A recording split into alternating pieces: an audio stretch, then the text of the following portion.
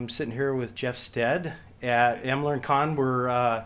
It's been a pretty good conference so far. Did you speak this morning? Yeah, I did one of the keynotes this morning. How did that go? What did you talk about? Because I was setting up a booth. I missed it. That's why I have you here. Because that golden moment. I know, but that's why I brought you here so I could get that espresso version of it. So well, it went down really well. Tons of people coming up afterwards and saying positive things. So I guess it was right. It's quite difficult when you come from another country to really understand kind of where people are at, or what their needs are. So we're talking about a bunch of the mobile learning stuff we build. I have a team of people, and we invent things. We build software for education, and and have been doing a lot of work in mobile learning in the last couple of years, quite obsessively trying to figure out the right balance between HTML5, native apps, content that's for classic learning style, performance support tools, all these different dimensions and angles of what learning is. I'm kind of fairly all-inclusive. So my take on it is that it's all part of the spectrum of how you're trying to help people learn, and you just need to pick and choose which ingredients fit best. And so I was just showcasing a couple of projects we're doing and running some sort of video clips of people using the stuff live, just to show how it works. And then talking about some of the pain points and things we found difficult, and some of the top tips that we've figugured out for ourselves. I think that's really valuable. I think a lot of people are still trying to figure out some of those puzzles, like you're talking about. One of the things I noticed in your title is the word innovation. Talk to me a little bit about what do you think the importance of innovation, and how does that? What's the value in innovation today in learning, do you think? Innovation's great where there's a bit of where something's broken, where something's not quite working, where there's a bit of disruption. I think that's innovation kicks in when you're trying to find creative solutions to it. And there's a nice transition when you introduce new technology to existing people doing the existing thing. To start with, you have people trying to do the same, they're sort of trying to translate what they used to do to the new technology. So they take the tech and they do the same thing they were doing before, but now with some new technologies or some new tools. And then after a while, you realize, actually, I can also do other stuff with these tools. But it's a sort of transition. It's a gradual progress. You start doing what you always did, and then you kind of evolve to do better or smarter or new things with the same tools. It's a kind of transition. And that's quite common for a lot of innovations and new technologies or new ideas. But with mobile learning, that hasn't really worked too well, because it's got stuck in the first place. People are trying to take an existing way of teaching, whether it's kind of e-learning or whether it's a face-to-face training, and just put the phone in and do it in the same way, which is clearly destined to fail, right? Screen that big as opposed to somebody you're talking to. And so there's a kind of pain point, and it just doesn't work. And there's still a bunch of people who come in new to it, circle around and bang their head on the same door and try and kind of just make it answer that question. And I enjoy the fact that it just doesn't work, and you very quickly get, it's the disruption, it breaks, it's not quite right, and it forces you to innovate and think more creatively. And actually the answers are good for mobile learning, but they're also good for learning with tech anyway. It's kind of the good practice that a lot of e-learning people and distance learning people were talking about in years gone by, but really didn't manage to push into the mainstream. And so I'm loving, in web design, people are saying mobile first, as if you start from there, kind of the rest follows. And maybe in the mobile learning, it's forcing us into some behaviors which would have been the right behaviors for the last 10 years. I would agree. Mobile kind of forces good instructional design from a learning standpoint. So I think we got a little comfortable. We have all these great rapid tools and all these things available to us to just kind of relax a little bit about some of that stuff. And then now mobile comes in, and like you say, it's disruptive. It's made us kind of take a hard look at what we do and to make sure it's effective. But I'm a huge fan of mobile and the way you can get extended reach. You can reach out to new people, new places. But I'm also not particularly saying you should throw away all the e-learning by any means. For me, it's part of a spectrum of tools, and you need to pull in the right mix to suit you. Absolutely. And if you're building some new content, you'd be a fool to not build it for mobile. But if you've got a bunch of existing stuff that's e-learning, I don't think you should be converting it en masse or anything like that. I think that's kind of missing the point. You should try and find a way of weaving these things together into your reach. Yeah, they're different tools in your tool belt, right? There's things that mobile can offer, such as like the geolocation stuff, or new opportunities that people need to look at. How do we tap into that, and how do we bring that into learning as opposed to the whole augmentation piece? So augmented reality, pan your camera around, looking at things through it.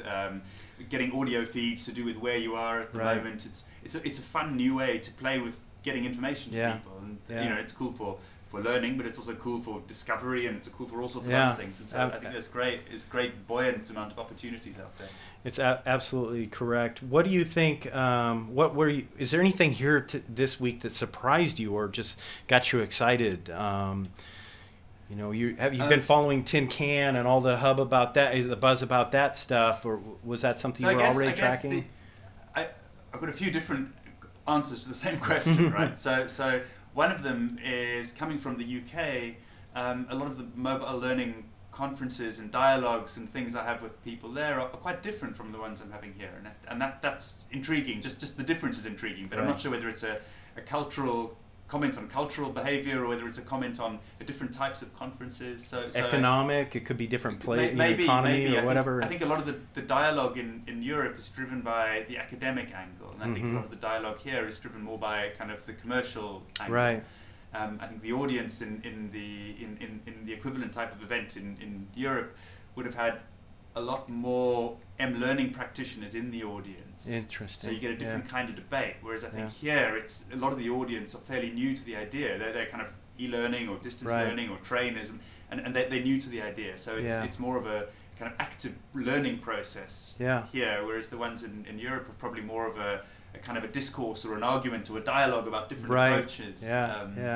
Which is it's good to bridge that, though. I mean, we can learn from each other. We're collaborating, and it's great that you can come over here and we can have these discussions and hopefully continue online to kind of have those discussions. Well, so you asked about the Tin Can. One of the things I like the most about the whole Tin Can thing is actually the dynamic between the different vendors who've been sort of talking and teasing each other and working on stuff and probably competing a little bit, but also quite kind of collaborating. And I really like that whole dialogue and the buzz that's created around there.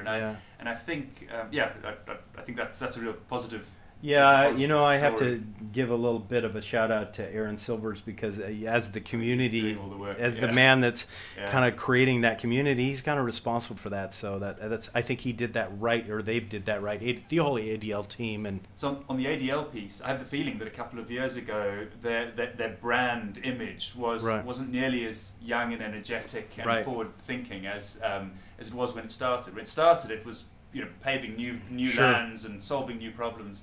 And then I think they got a bit stuck in the immediate, in the now and the moment, and becoming sort of enforcers, I guess. Or they weren't massive on my radar, but they didn't particularly come across as leading with new ideas so much. And I think this whole Tin Can thing and the energy Aaron particularly putting out to try and draw people together has kind of given the whole brand awareness a huge boost, and done a great job of that. Absolutely, it's fun energy, and you know, to be part of that, and it'll be fun to see what people do with it. You know, you put the clay out there, or they put the clay out there. Now let's figure out how to use it. Although the skeptic in me says, actually, it's a super cool thing, right? And it's catching huge buzz here. But I have the feeling that 80% of the people who are excited about it don't quite understand what it does. Maybe not. Yeah. Maybe that doesn't matter. Maybe because they're not actually the implementers. They're just going to spread the message. But they're not actually figuring out.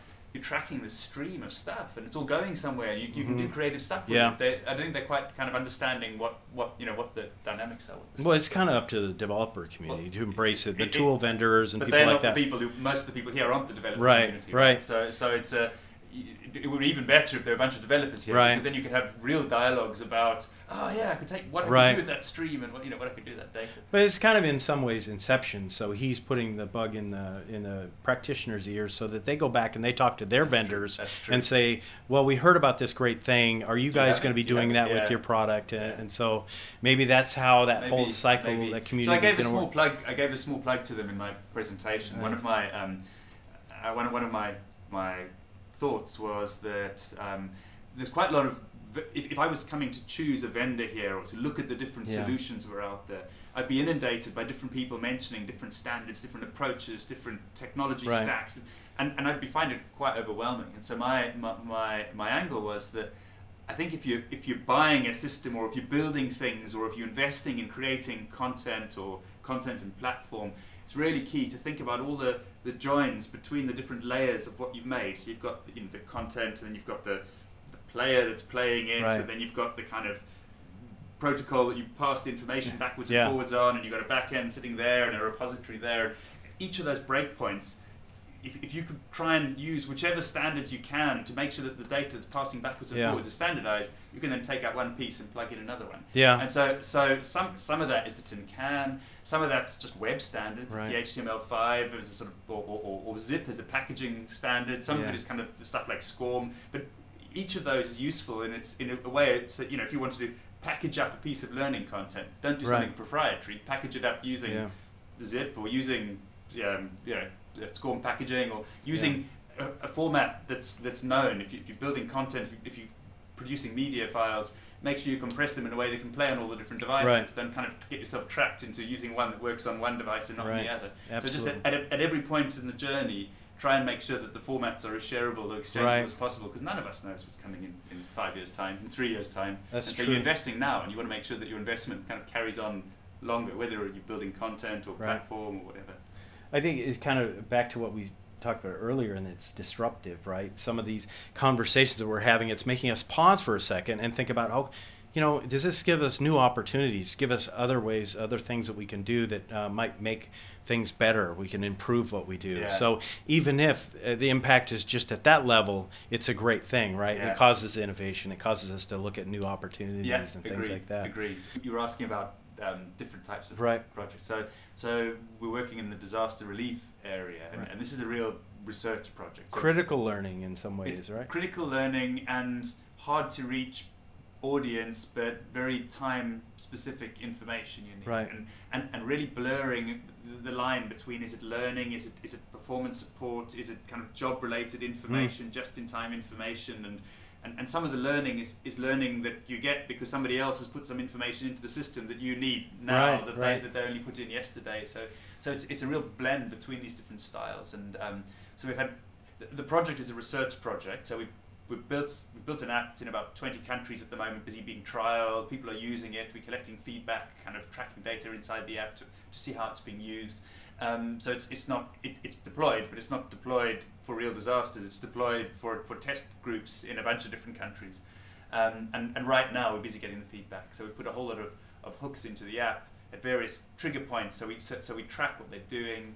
And we've even got a sort of survey in the app that sets them tasks. So it pops up and says, right, this has happened, a crisis, you need to go and do this, and then we watch how they do it. And when they come back, we ask them, so how was it for you? You entered a work, score it, and then we're collecting all these scores from all different people in different countries. That's amazing. That's awesome. Who's stepping through the same theoretical scenario of challenge, but just all in their own time and their own place. So every experience is different. Not everybody has the same exact experience.